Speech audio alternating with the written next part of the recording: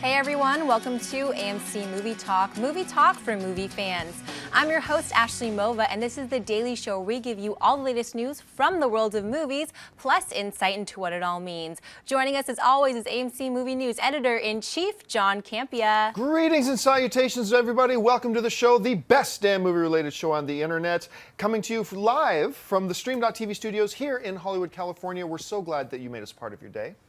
Also here is AMC Movie News Production Manager, Dennis Zen. Hey guys, I'm recovering from the plague.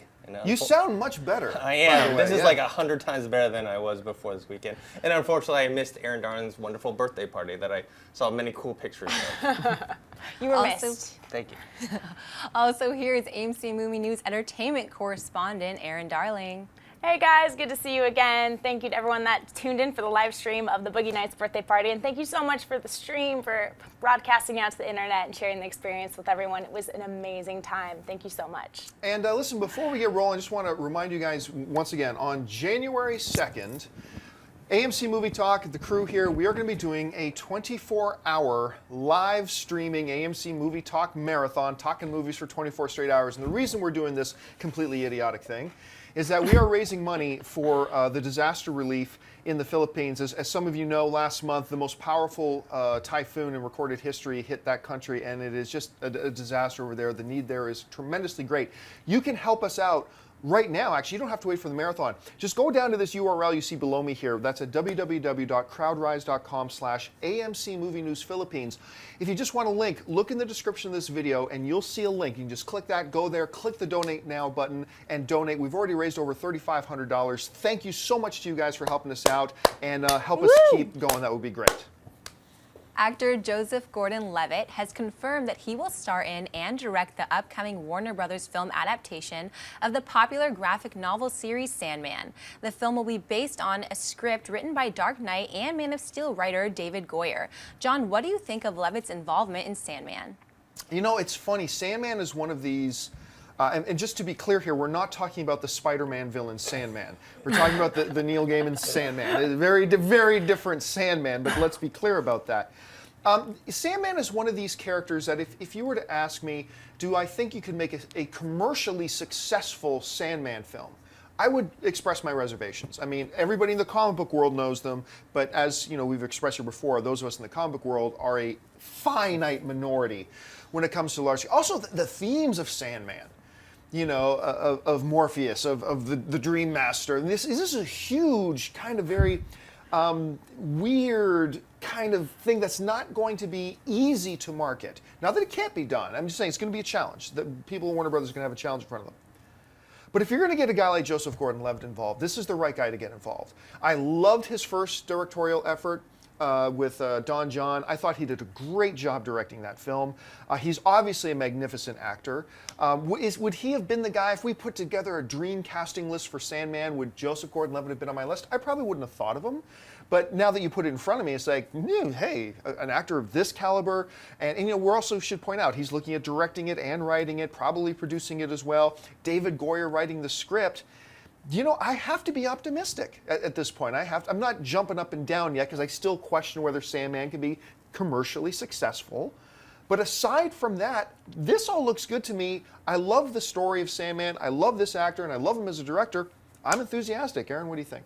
I'm thinking, finally this is happening. This is a project that's been in development hell for the past 10 years, and I've been waiting to see what was going to happen with this property, and I'm so glad that it's being put together, especially with JGL involved. I'm a huge fan of his. I think he's a great actor and a great director as well. I love Don John, but I am a little surprised that he's doing both for this film. It kind of caught me a little bit off guard, but I am, like you, very optimistic for this, and I can't wait to see what happens with this on the big screen. Dennis? Well, Joseph Gordon-Levitt actually just tweeted recently to clarify that he is producing this project, and as far as acting and directing, it remains to be seen. So those two are not definite, even though I think it's a strong possibility. Yeah, it came from a very solid source that he was going to do both. But you're right. You're right to point that out, that he hasn't confirmed those other parts yet. Sandman is one of those things that, like, I know a lot of the comic book world loves and a passionate fan base. I've read some. I liked it, but it's not my thing. So it's not like something I'm passionate, like, oh man, they got to make a Sandman movie. The one thing I'm a little skeptical of is that they've been talking about Sandman movie or TV show for the last 20 years. Yeah. They've always, long time. there's one coming, there's one coming.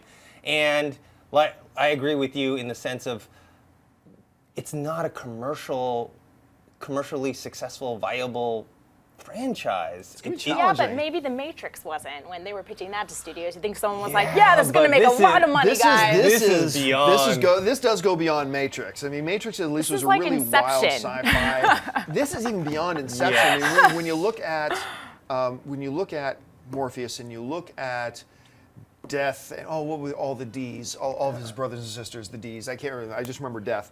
But I mean, this is a tough one for people to get their heads around it. And I think if they do, they're going to like it. It's just that first breaking that wall to get them to take that risk to go and see it. It'll all depend on how it's marketed. I mean, really, this movie's going to live and die by its marketing if it actually happens. And it's a challenge, but let's keep our fingers crossed because this is a story that deserves to be told. Hey, listen, before we go on to the next topic, I'm just going to let you guys know who are watching us live. There's already an awful lot of you watching us live at this moment. We are going to be taking questions from the live chat board near the end of the show. So don't put in your questions just yet because I'm not looking at the questions yet, but just get ready for near the end of the show to type in your questions. We'll get to some of them live. All right, what's next? Walt Disney Studios has announced that they have just beaten their own domestic box office record by surpassing $1.55 billion in 2013, with Frozen still in theaters and Saving Mr. Banks still to open before. He said very strong slate this year, so I can't be that surprised in the overall result. When you own Marvel and Star True. Wars franchise, the Star Wars franchise, it's just like printing money. Yeah, you can afford a Lone Ranger now and Yeah. again, but they don't want more of those. No.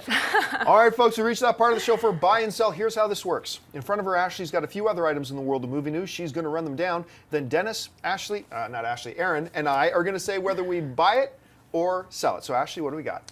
It's being reported that former star of The Office, John Krasinski, has just sold a spec script of his to Warner Brothers, and that the studio has attached Matt Damon and Ben Affleck to produce. Krasinski wrote and starred in last year's Promised Land with Damon. No word yet on the story or if Krasinski would plan on starring in the film or not.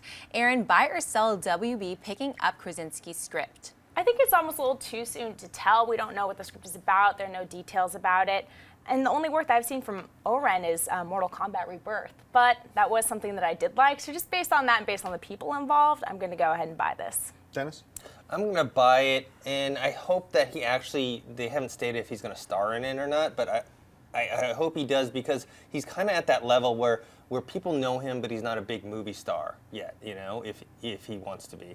And a lot of times you have people like Sylvester Stallone, or Matt Damon and Ben Affleck, where they wrote these scripts so that they could star in them, and it took them to the next level. We wouldn't really, I don't know if we would have seen Matt Damon and Ben Affleck on that next level if they hadn't done Good Will Hunting. Right. And Sylvester Stallone, I think it's been reported, or not reported in history, that I think they wanted, Robert Redford, I think, was it, to play Rocky? I didn't know Rocky. It was someone big. I don't know if it was Robert Redford exactly, but it was another big movie star. But Sylvester Stallone stuck to his gun and said, no, I wrote the script, I want to star in it.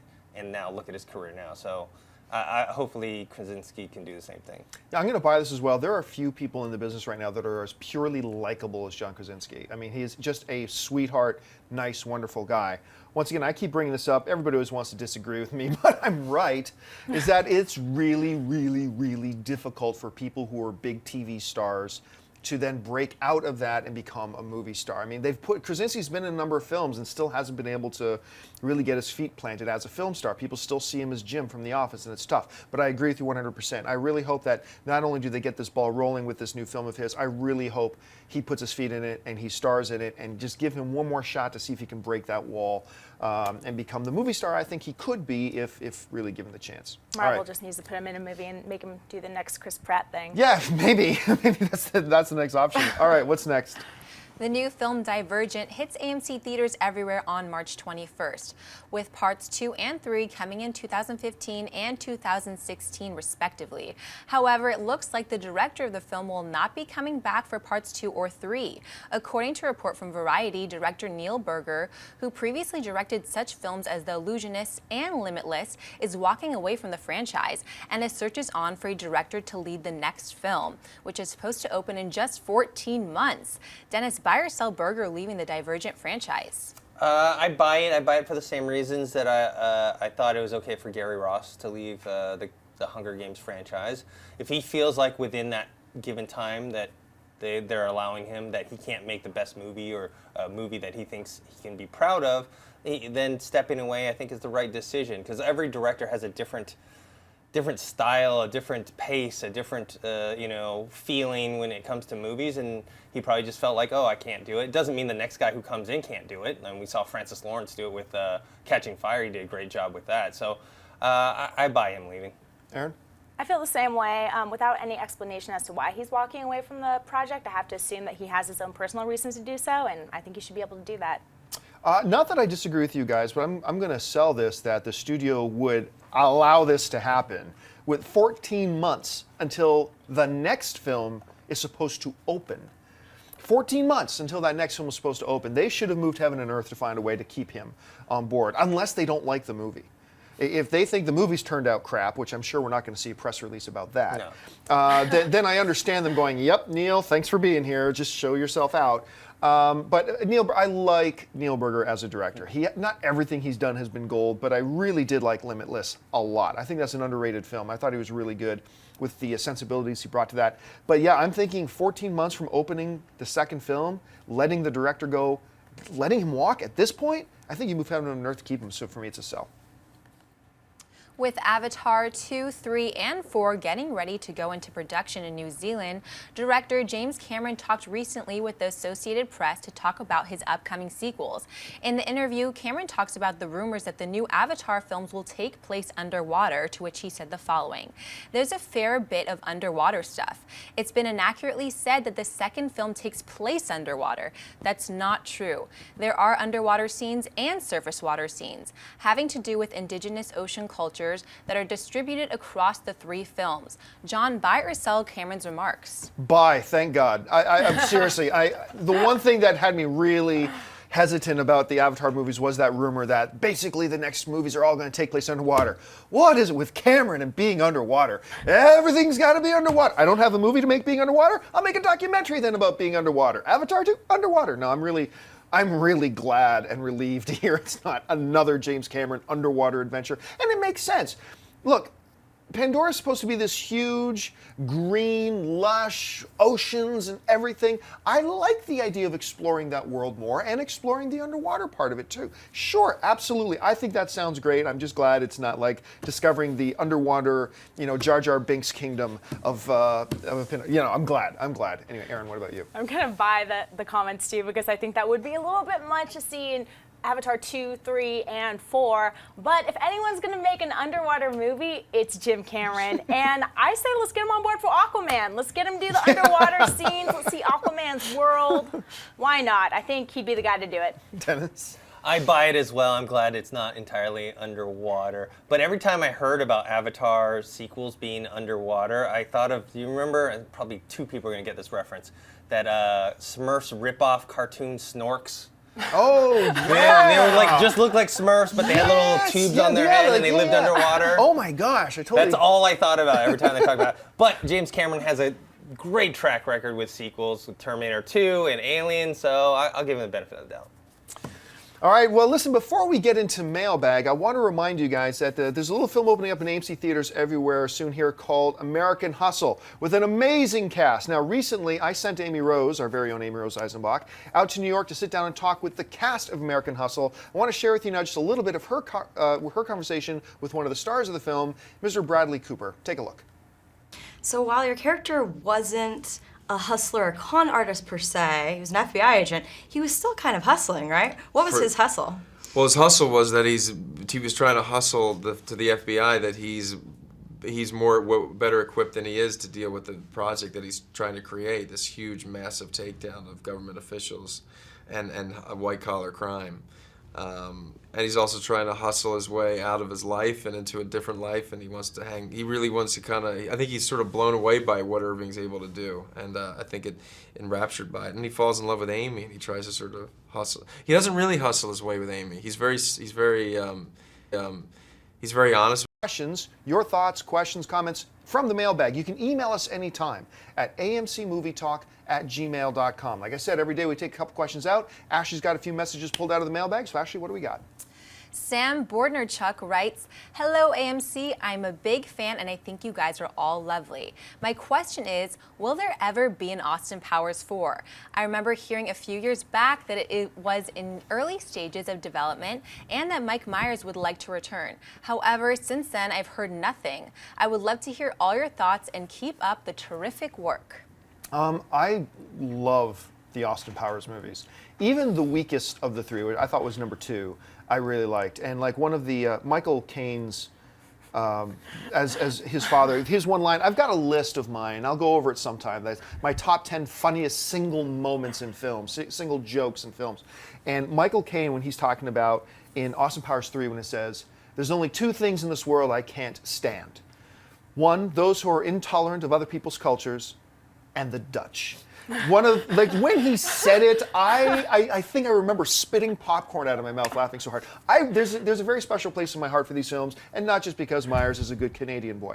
I really love these films. I've wanted to see another one ever since he did that horrible Love Guru. Oh, as much as I love Austin Powers is the equal amount that I hated that movie. That was just awful. And we've been wanting to see him come back. Now, back in 2011, there was talk about Mike Myers has agreed to write a script, that he said he's almost done writing a script for Austin Powers 4. Awesome, and then we heard nothing. Now, just about a couple of months ago, Mike Myers was asked directly, he was promoting a documentary that he directed, and somebody obviously asked him a question about the status of Austin Powers 4, to which he replied, "I'm still figuring that out." So that means we're really nowhere. Right now, we're nowhere. I really hope at some point we see it. I don't see anything else that can revive Mike Myers' career at this point, to be honest. Or maybe he's just really happy being a documentary producer right now, and if so, good for him. I mean, that's great. I would like to see a fourth one, but that's just me. Dennis, how do you see it? Yeah, I'd like to see a 4th one. I really like the franchise. The first one was hilarious, and the other 2 were pretty good too. I mean, they were kind of losing a little steam, because they were repeating some of the jokes. But it's been a long time since then, so they'll probably have fresh material to work on. I know there was an interview with Jay Roach, who directed all 3 of them, and he said that, yeah, he's willing to come back and direct the next one. That he was just waiting for Mike Myers to figure out the script. So I hope they do it. And as a movie, I don't know. I didn't see Love Guru, but it must have been so bad that, like, because it You have no idea. Because it completely, like, derailed Mike Myers doing movies. I mean, I've seen other actors before do or perform in box office bombs and get another chance, and Mike Myers hasn't gotten to do anything. Aaron? To answer your question, it was so bad, Hollywood put Mike Myers into timeout, Yeah. and he is yet to escape from it yet. But I would love to see Austin Powers 4. I love Mike Myers. I love these movies. I love this character. I love the whole sense of humor, the whole sensibilities about the movie, the costume design. Please, I'm a huge fan. My license plate says, "Yeah, baby." Did you know? Really? Yeah. I did not know that. I've been in your car and I've never noticed that. I know. So yes, I would love to see it, and I would still see it if it was terrible, as bad as The Love Guru. I'd probably still see it. That's how much I love these movies. See, the only Mike Myers film that I would like to see more than an Austin Powers 4 is a So I Married an Axe Murderer 2. That is, like, seriously, for those of you who have not seen So I Married an Axe Murderer, I actually think it's Myers' funniest film. I just die every time I see that film. Okay, look, before we get to our last mailbag question, now's a good time. If you're watching us live and you want to ask questions, go ahead and start leaving your questions in the chat board now. I'll pick a couple out after we're done this next mailbag question, so start firing your questions in now. Ashley, what's next? Krish Ramsey writes, "Love your show. So I won 2 free tickets to an advanced screening of Grudge Match a couple weeks ago here in Vancouver, BC. I had seen the trailers before, which seemed kind of meh, so I had 0 expectations. Coming out, I was pleasantly surprised at how awesome the movie actually was. I really could not find anything bad with the movie. I think everyone should go see it.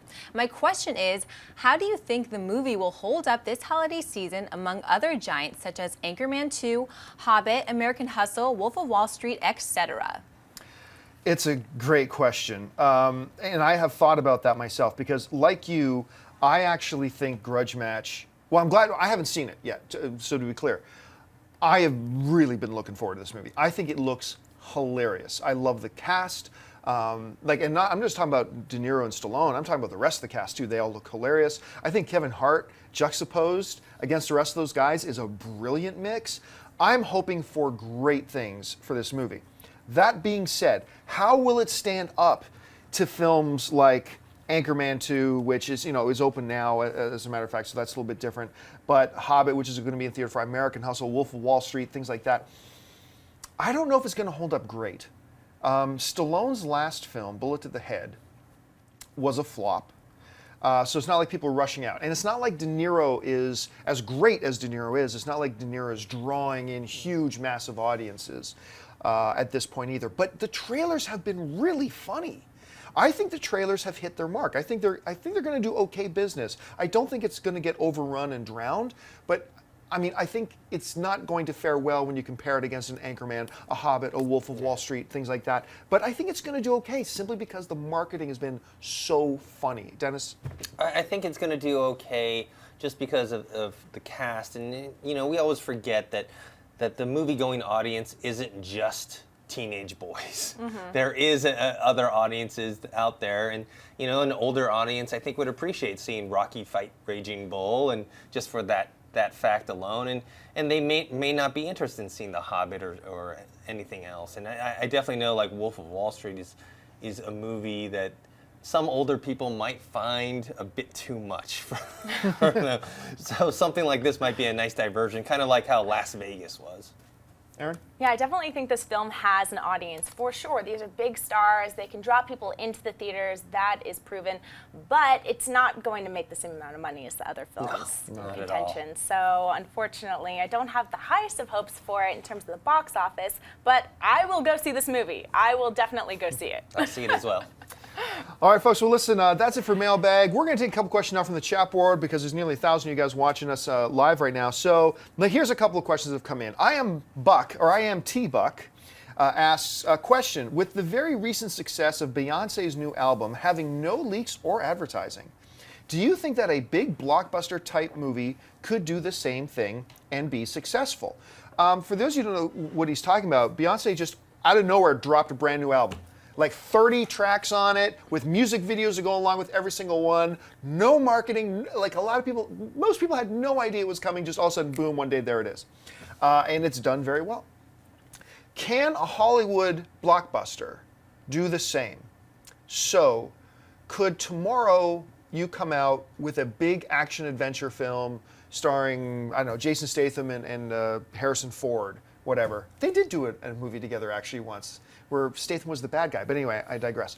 Could you do that and just say, by the way, it's in theaters right now, and could it do well? No, I don't think it can. You might be able to do okay if it were like a big-time sequel to a big-time franchise. Like you say, if all of a sudden Disney announced tomorrow, oh, by the way, Avengers 2 is in theaters now, then maybe. But honestly, no. For most projects, 99.9% of projects, no. You need to build up that anticipation. You need to get the marketing out there. You need to get the trailers. Music is a different industry than the film industry. I just don't think you can do it at all. I mean, I could be wrong, but I don't see a way in which this would even be conceivable, Aaron. Well, to a certain extent, I can definitely see a movie having success with no or little marketing, because it's happened before. I've seen movies that I haven't seen trailers or marketing or posters for at all. Like Blackfish, I think, is a really good example. That movie's getting a lot of buzz right now, especially heading into award season. A lot of people are talking about it, but it's not going to be a huge blockbuster. So I think that is the one qualifying word that kind of defines what the outcome will be. But I definitely think it's possible for a movie to get a lot of steam just based off of word of mouth.